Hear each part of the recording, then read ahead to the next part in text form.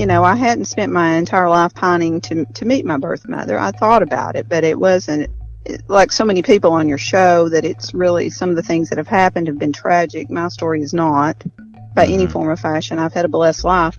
So, to say that, my life has been horrible till I've met my birth mother is not true at all. But has it been ever so enriched by her? Absolutely.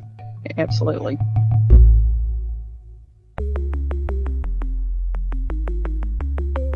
Who am I? Who am I? Who am I? Who am I? Who am I? Who am I? Who am I? This is Who Am I, Really?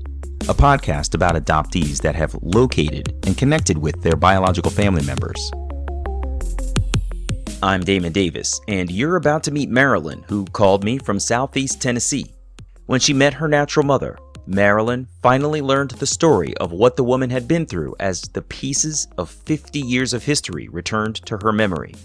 Marilyn admits she didn't have a huge void to fill in seeking reunion, but that being in reunion has opened up closeness with her natural mother that some of her closest friends have waited years to achieve. Listen at the end for the cute story of how her son met his grandmother for the first time right at his own school. You're gonna love it. This is Marilyn's journey. Marilyn was adopted at 2 weeks old and grew up in a small town in Southeast Tennessee. She felt loved, never wanted for anything, and had what she described as an idyllic life. Marilyn's mother had some psychological issues that made the women distant from one another. So, that was a struggle, and I really didn't, I guess, realize that till I got older and realized that my relationship with her was not necessarily what it should be. So, How do you mean that? well, I saw the relationship between my friends and their mothers, and they were close. Most of them were, they had spats and, whatnot, but were close to their mothers, and their mothers did a lot for them and talked to them about various things. And I found myself closer to some of my friends' mothers than I did my own mother. She's a very kind person. I don't mean to, demoralize her, but she just couldn't help what the situation was. And so, I again, my father was a wonderful man. He was very caring and loving. Was always involved in our lives, mine and my brother's life, and was good to both of us. That's really great. Was your brother biological to them or adopted like you? No, he was adopted as well. And I can vaguely remember us going to Knoxville to pick him up. We were both adopted through the Holston home, the Methodist home for children. And that they adopted me in 1969 and my brother in 1972. And I can remember going to pick him up, and so it's wonderful growing up in a small town, but there's some things, everybody knows your business too. And, at times, a lot of people knew I was adopted. I didn't hide it from anybody, but initially when I was small, elementary school age, it was sort of embarrassing to me. But later on, I felt like that it was just part of me, and I was okay about talking about it when I got up in college and young adult. So, but like I said, in a small town, everybody knows what's going on with you. Marilyn and her brother got along, had the normal fights that kids have, and were both strong students who've gone on to have successful careers. But she can feel they're different kinds of people from each other. Coincidentally, he's also reunited with his natural family, but that's probably a story for another time. When Marilyn was in school, she was really involved in sports and clubs. Her parents were involved in the community, and the family had a lot of interests that kept them busy. When I asked Marilyn how she felt as a child about being adopted, she said, "Well, I think as a child, I was embarrassed by it because I didn't really understand what it meant, even though my parents put a positive spin on it. They were like, well, your mother wasn't really able to take care of you at the time. And, they never were negative toward her. They always showed it as a positive experience, but I knew I was different. And when you're in grammar school, you really don't want, you don't want to be different. I think you just want, at least I did. I just wanted to blend in. So I didn't really advertise that. But as I got older, I was more comfortable with it, and I would talk to people about it. And so, it just took some time to realize that it's okay to be different. And it was sort of embarrassing. Along with, when I was around, I think 5 or 6 years old, my mother had to be institutionalized for a short period of time. Mm-hmm. And so, along with all that, it was just, a lot of, felt like a stigma, maybe. Yeah, right. But, I could see how if you're a teenager or, a young kid trying to figure out who you are and you're trying to understand adoption, then your mother is temporarily institutionalized. And, people, as you've said, in a small town, they know everybody's business. And history lives a long time. Memories are not short, right? No. And I would imagine that unlike other folks who can sort of move on from historical experiences in a small town, everything accumulates probably for you in your own personal history. Like any one person in town can probably tell a long personal history of someone else there. So I could see how it would be challenging to figure everything out in terms of your own identity. Well, as the years roll on, I'm 51 now, and my mother's 88. Mm-hmm. These people are dying that know all this. So. Yeah, right. But, it really doesn't matter to me now so much. That doesn't bother me. There's a lot more education and compassion toward people with mental illness, and there's certainly more understanding regarding adoption now. There's getting to be. Right. So. Throughout the years, Marilyn said she thought about searching, but she didn't want to hurt her adopted parents, and the adoption records were sealed in Tennessee until 1999 anyway. So she proceeded with raising her son and growing her business until her father passed away in 2012. Marilyn was close with her dad.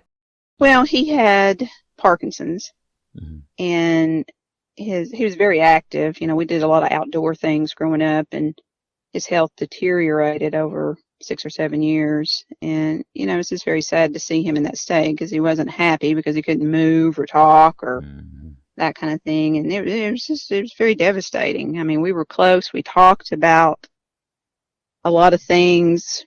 He was interested in, what was going on in my life. And I didn't have that relationship with my mom, even though me and mother have, I think a better relationship now than we ever have. The substance or the depth is not there, like it was with my father. So, I guess I longed for that connection. So when he passed away, did you kind of feel like you had an opportunity now to search, like it opened a door? Yeah, I think it did. I think, certainly I didn't want to hurt my mother, but I don't think my father would have minded. I don't, because he was a very open-minded person, and I think he would have been okay with it, but it would have been a difficult conversation for me, I think. But I just felt like at that point that that was something I wanted to do. Marilyn petitioned the state of Tennessee and sent in the requested fee, a part of the process she called ridiculous. Once those requirements were met, the state took a while to return her original birth certificate to her OBC. Marilyn's adoption records had been misplaced over the years at the county courthouse, ironically, just a few miles down the road from her own home. It took the state nearly 3 years to complete the entire process. The state sent a copy of her OBC with her natural mother's full name on it, identifying information for sure.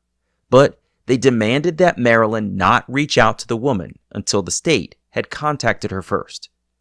Marilyn, of course, went online and found everything she could about her first mother, who was living in Knoxville. The state contacted Marilyn's mother to see if she wanted to be reunited with her daughter. When they got her answer, the state got back in touch with Marilyn with a certified letter. All the letter says is basically, we have been in contact with your birth mother, and she wants you to call or text her at this number. Oh, wow.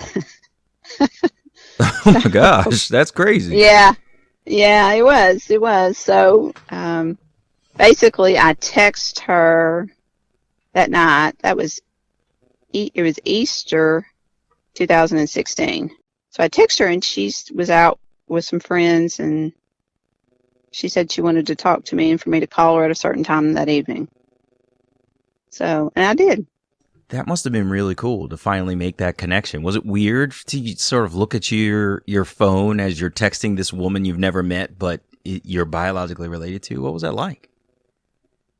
It was surreal. I mean, it was, yeah, I mean, I was extremely nervous initially, but the minute I talked to her, I was at ease. I really was. And, just after initial introductions and explaining that I was not angry at her and she's not angry at me kind of conversation, but it went on from there, and it was just an out of body experience, I guess. Wow. I mean, something like that, and I've tried to describe it to friends. It's really hard to be descriptive about that. I mean, you know that, but it's hard to put into words the impact that has on you. I mean, 4 years later, it's still hard to describe. I can imagine. And I mean, yeah. From what you've said so far, like, I don't get the sense that you had a tremendous hole to fill. So for you to describe it as being so impactful is really interesting. Like, you haven't really said, I was dying to find these people or anything like that. You've sort of talked about an idyllic life and, a gap in the connection with your mom. But again, it just doesn't sound like you were starving to make this connection. So for you to describe it in this way of being so impactful is really interesting. No, and, I've listened to a lot of the stories that your folks, and, and I even hesitated to even email you because my story is not tragic by any form or fashion. As some of these folks, bless their hearts, that, come on your show, but, I wasn't looking for a huge gap to fill in my life. Mm-hmm. And that was true. I hadn't spent my entire life pining to meet my birth mother. I thought about it, but it wasn't like so many people on your show that it's really, some of the things that have happened have been tragic. My story is not by any form or fashion. I've had a blessed life. So, to say that, my life has been horrible till I've met my birth mother is not true at all. But has it been ever so enriched by her? Absolutely. Absolutely. Yeah. Wow. That's well said. Enriched by her. I like that a lot. Marilyn's natural mother got pregnant at 17 in 1969. Her parents went to the family doctor, who suggested having Marilyn placed for adoption through the Holston home in Knoxville, Tennessee. Marilyn's natural mother recalled what she could. A lot of those memories are suppressed. I mean, she just really tried to put it out of her mind, to be honest. And I don't think that's unusual from what I've read. Mm-hmm. And, it's a painful experience. She really has a hard time talking about that. But sure. She immediately told me who my father was. He was deceased, and told me some about him and his family and that kind of thing. And he probably never, he might have had an inkling about me, but he probably never knew about me because her parents, she never saw him again after that. So, so we talked a little bit about that, and, she wanted to know about my life, what had transpired in my life, about my parents. She was interested in that. And her parents, my grandparents, are still alive. Oh, wow. And I've had an opportunity to meet them as well. But so it was mainly about her experience. They talked more about Marilyn's life, what had transpired, and where she was in her life at that moment. Her natural mother was interested to learn about her adoptive parents, and she shared more of where her own life's experiences had taken her. They agreed they wanted to meet, but their connection would have to wait. Marilyn's a certified public accountant. It was tax season, and she was really busy. Plus, Marilyn wanted a little time to process everything as their reunion began. A few weeks later, Marilyn drove to Knoxville to meet her first mother at a restaurant. She talked some more about her experience, giving birth to me and that kind of thing. And it was really difficult for her. But to talk about it? Yeah, it was. It's difficult now, 4 years later. It's still, it's hard for her to get past it, get past the guilt, get past the shame. Even though she's told all of her family, her friends, and all that. I mean, she's okay with that aspect of it, but it was just this brought back a lot of memories from 50 years ago. Stuff that she had suppressed deep. Yeah. Yeah. Yeah. Wow. Yeah. Well, what did you see when you met her the first time you meet at this restaurant? How was it? Is this a crying moment, or is this just like hugs? Tell me how it went down.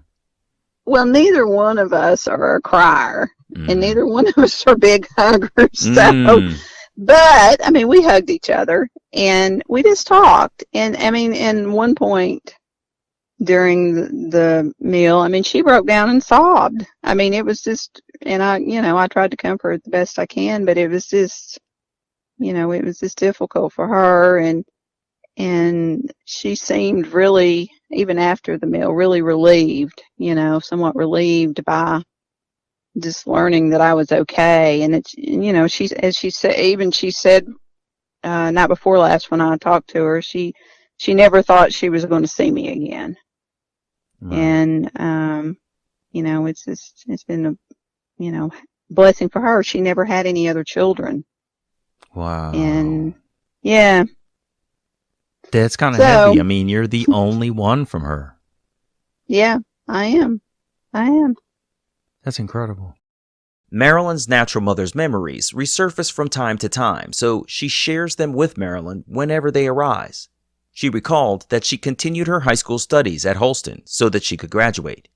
She made a few friends in the home, one of whom played organ at her wedding a few years later. Marilyn recounts what her mother shared about giving birth. They put her to sleep to give birth to me. And from what I've read, and I think she thinks this is what happened to her, they put you in a sort of a twilight sleep and induce labor, and you birth the baby, and you really have no recollection of it. Yeah. At all, because of the way this is with the drug that they use for this. And I guess they thought at the time that would help, the mother to move on with her life, I suppose. Yeah. So I don't know. But can you imagine that? I've heard this story before, and obviously as a man, I can't even relate to giving birth, but I just try to imagine what it would be like to have a child inside your body. For lack of better words, you go to sleep and you wake up and the child is gone. Yeah. That is unreal. Yeah. Well, it's not good for either one of them, in my opinion, from what I've read, and I'm sure you've read lots and lots of stuff as well, but it's just not really good for either one of them. No. And, and people learn. I mean, I think, I'm not saying any particular group was better than another, but at least I think this organization was kind to these girls and tried to, with the best knowledge they had at the time, did better than a lot of other organizations did with unwed mothers. But still, ripping a newborn from their mother is probably not good for anybody. No. During their reunion dinner, the women shared pictures they had brought to share with one another. They didn't make an immediate plan to meet up again, but they stayed in touch, calling and texting one another for several weeks. When Marilyn's work took her to Knoxville, she would invite her mother to lunch. Finally, Marilyn got the invitation to join her natural mother and her husband at their home for dinner. Fortunately, her maternal grandparents are still alive, so on another visit, Marilyn got the chance to meet them too. And ultimately, probably a few months later, I met her parents, my grandparents. Wow. And all of my grandparents were my adopted grandparents were all passed, and to have grandparents again is nice. And they struggled initially because they feared that I would be angry with them and maybe angry at themselves, and they worried that my birth mother would be angry with them, all the common things and I think they figured out that I'm not, and my birth mother's not mad at them, and nobody's mad. We just need to move on. And right. But yeah, and progressing over the last 4 years, we talk every day. I'm up there at least once a week. I stay at her house. We go on vacations together. Wow. Where do you go? Yeah, we spend Florida mainly. Nice. We've been on some trips. Sometimes I have to travel for work, and sometimes she'll go with me. And wow. So yeah, it's really, that's beautiful. Wow. it is. I mean, we are fully entrenched in each other's lives, and she's met my son, and she loves him, and it's nice. That is nice. That's really interesting. I didn't expect you to say that you were as close as you are. That's really cool. Yeah. I mean, like I said, a lot of your stories are not. they're sort of sad. I mean, I get their feelings, all of them. I really can learn something from each story you've had on your podcast, but my story's not that way. It's really not. No. And but I'm glad you stepped forward to share yours, though, because you're not the first person to say, a lot of the stories on your show are sad or something along those lines. And I was hesitant to reach out because mine doesn't have that gravity. And I need to address that because I don't want people to feel like they should only reach out if they've got a sensational story that's going to be, heartbreaking or whatever. Like, that's not the goal here. You have shared some really interesting things here. One, that you didn't really feel like there was a gap, and that two, after your father, whom you loved very much, passed, you felt like this opening of permission to search. Three, that it sounds like your return to your biological mother's life was extremely healing for her in terms of having always had this unknown out there, this massive question mark that was overarching in her life, I'm sure, in many ways, because as a 17-year-old woman who has given birth to a child where she went to sleep one day and woke up and the child was gone, that is incredibly dramatic. And for you to come back many years later and sit before her and tell her you're not mad, I mean, is unbelievable. And but I recount your story because it's your story. It doesn't have to be sensational for everybody else. It's sensational for you. That's the important piece. And you've already expressed something that says how impactful this has been without actually saying it. I mean, you did, but what I'm hearing from you is the fact that you're talking to her every day, you're taking her on business trips and you're vacationing with her is incredible. And that is sensational in and of itself. So I don't want people to feel like they only have to have this horror story or this fantasy journey. Like, every story is impactful because it's the story of one person's life and what it has meant to them, as well as the people around them. And I want people to feel perfectly comfortable reaching out no matter what their story is. So I'm glad that you said that, because you're bringing home something that other people have said for me. This is really interesting. Well, and what else is interesting about me is I'm not one to, bond close relationships easily. I'm really not. Mm-hmm. And I think that's what at least a lot of my friends observe from the outside looking in, that, that's amazing that you're this close to this woman, and, it's taken us a lifetime to really know you. So, so anyway, that's just other people's observation of this, this situation. Yeah, that is a massive observation, actually. Do you suspect, as you look at that and as you've heard people make these expressions of their observations about you, do you feel like that connection or slow connection to other people is in any way related to your adoption? I think it's a combination, possibly, of my adoption and my mother's, mental illness through the years. I think it's just a combination of those things. And, she went through a really bad time during a time that a child and a mother bond together. And, I think we missed that opportunity. I'm sure whatever happens to us in our childhood, as my therapist says, it affects how we relate to the world and how we deal with things. And it just, it just affects every facet of our life. And I think it's a combination of the two, honestly. So Marilyn's natural mother told her who her natural father was in the very first conversation the women had. Her natural mother knew Marilyn's birth father was deceased because she had seen his father's obituary, Marilyn's paternal grandfather, in the newspaper, which listed Marilyn's father as previously deceased. With the information she had about the man, Marilyn got on the internet, where she learned he had married at least twice and had some other children. Marilyn located and emailed her half-brother to lay out the facts of who she was and how they were related. Within a day or so, he called her. It's the only conversation I had with him. I got the vibe that he probably didn't want to talk further, but he just sort of gave me a rundown of my birth father's life.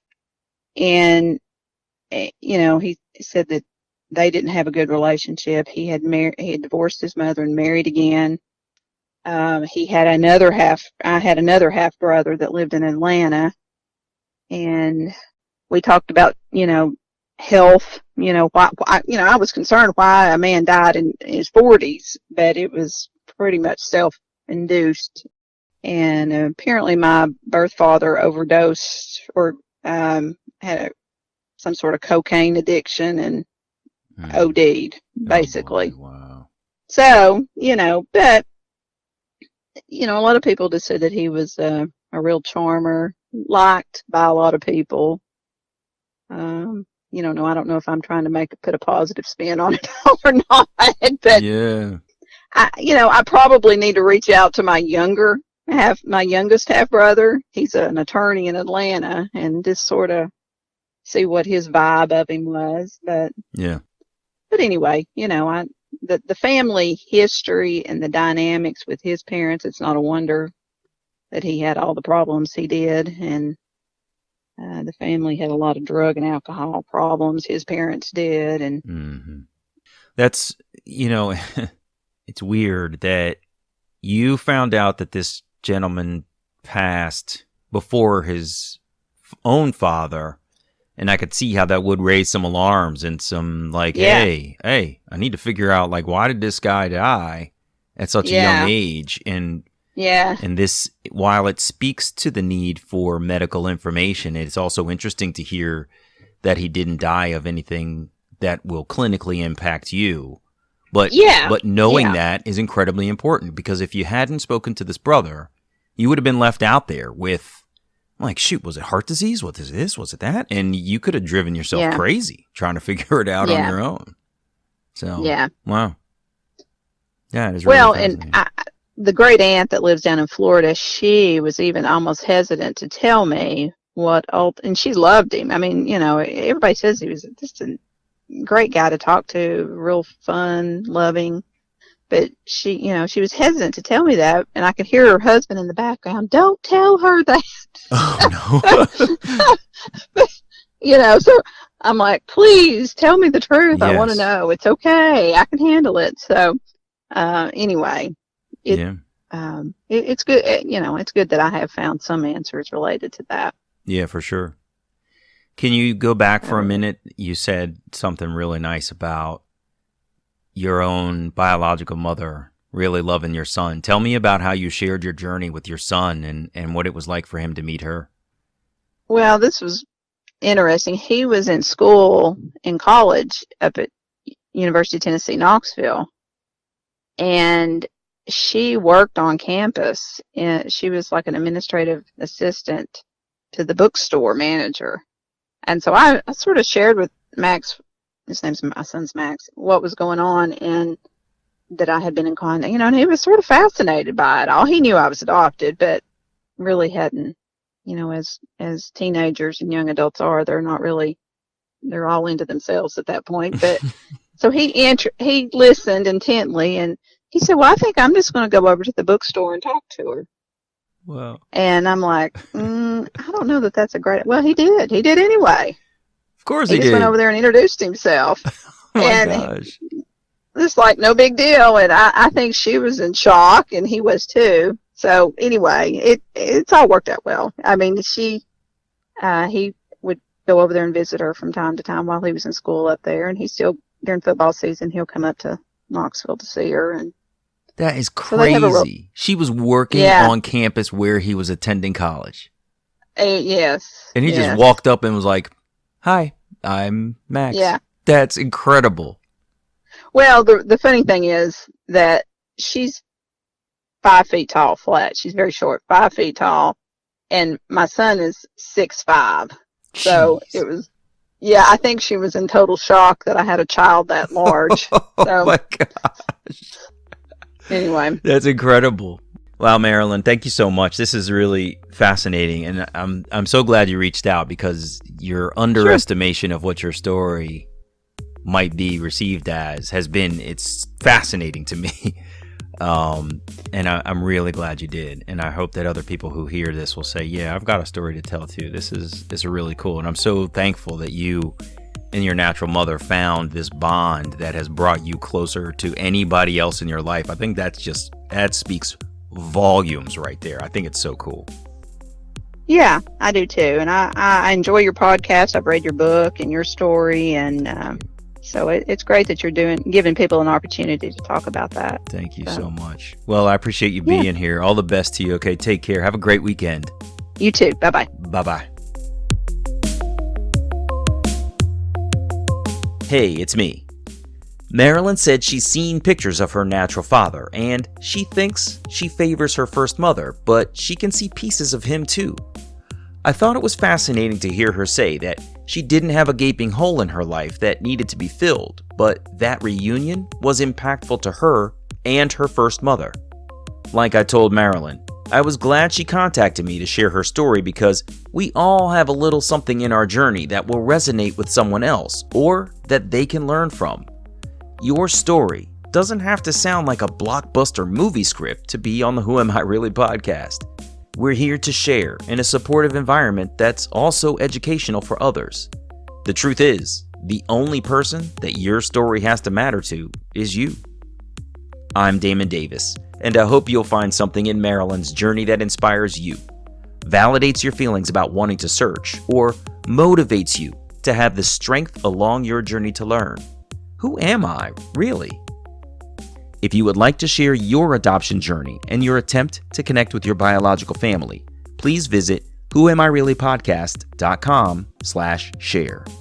You can follow the show at facebook.com/WAIReally, or follow on Twitter @WAIReally. If the show is meaningful to you, you can support me with a contribution to keep it going on patreon.com/WAIReally. Please subscribe to Who Am I Really on Apple Podcasts, Google Play, or wherever you get your podcasts. It would mean so much to me if you took a moment to leave a 5-star rating there. Those ratings can help others to find the podcast too. And if you're interested, you can check out the story of my adoption journey, Who Am I Really? An Adoptee Memoir, on Amazon.com, on Kindle, or as an audiobook on Audible. I hope you'll add my story to your reading list.